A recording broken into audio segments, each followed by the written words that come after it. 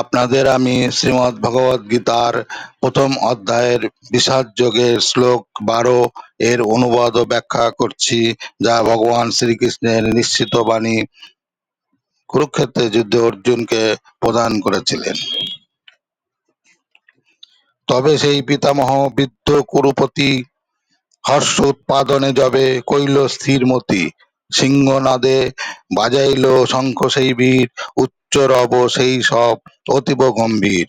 অনুবাদ: তখন কুরুবংশের বৃদ্ধ পিতামহ ভীষ্ম দুর্যোধনের হর্ষ উৎপাদনের জন্য সিংহের গর্জনের মতো অতি উচ্চনাদে তার শঙ্খ বাজালেন। এর তাৎপর্য, গুরু রাজবংশের পিতামহ দুর্যোধনের হৃদকম্প অনুভব করতে পেরে তার স্বভাব সুলভ করুণার বশবর্তী হয়ে তাকে উৎসাহিত করবার জন্য সিংহনাদে তার শঙ্খ বাজালেন।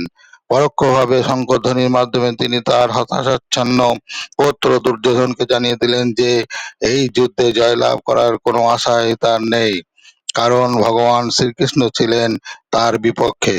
তবুও ক্ষাত্র ধর্ম অনুসারে জয় পরাজয়ের কথা বিবেচনা না করে যুদ্ধ করাই তার কর্তব্য, এবং এই ব্যাপারে তিনি কোনো রকম অবহেলা করবেন না, সেই কথা তিনি দুর্যোধনকে মনে করিয়ে দিলেন।